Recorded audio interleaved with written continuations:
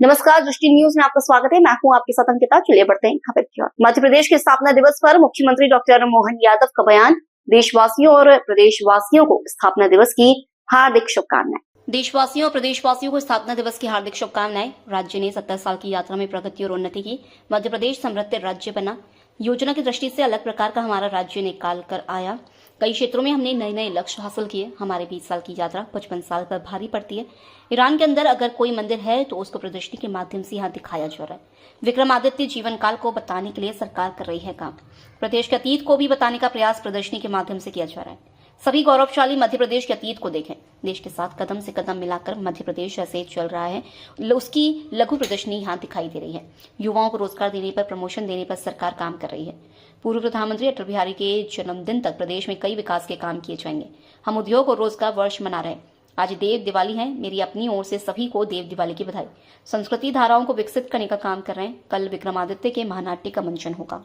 1 नवंबर 1956 में बनने वाला मध्य प्रदेश तत्कालीन समय के मध्य भारत, मालवा, विंध्य, सीपी एंड बरार ऐसे कई राज्यों से जोड़कर के ये राज्य की रचना हुई और राज्य ने 70 साल की यात्रा में सभी प्रकार के क्षेत्रों में अपनी प्रगति उन्नति करते हुए अपने से एक समृद्ध राज्य का उदय कराते हुए भी अपनी विकास यात्रा को नहीं रोका।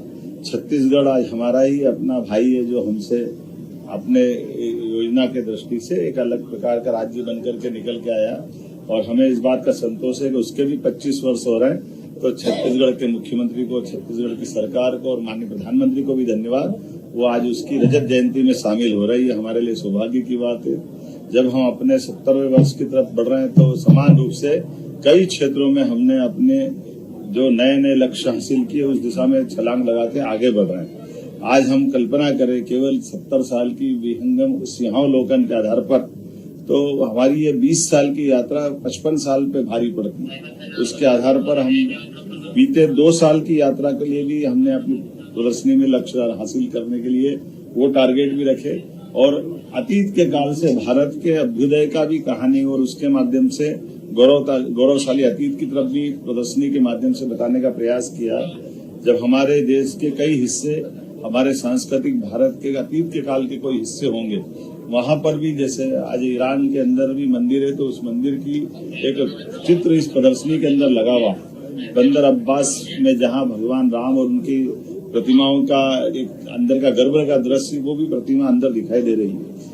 उत्तर प्रदेश सरकार ने विक्रमादित्य के जीवन काल को लेकर विविध प्रकार की जो प्रदर्शनी चित्रों के माध्यम से सजाई है, ये प्रदर्शनी भी यहाँ लगी जहाँ हमको अच्छा लगता। हमारे मध्य प्रदेश के महानायक वीर विक्रमादित्य जब अयोध्या में जाकर 60 से ज्यादा मंदिरों का निर्माण कराते हैं, 240 से ज्यादा कई सेवा प्रकल्प चालू करते हैं, जब प्रयागराज में जाते तो प्रयागराज तीर्थ स्वयं विक्रमादित्य का स्वागत करते हुए दिखाई देते हैं। ऐसे कई सारे चित्रों की प्रदर्शनी से हमारे गौरवशाली अतीत को भी बताने का प्रयास स्थापना दिवस के अवसर पे किया है।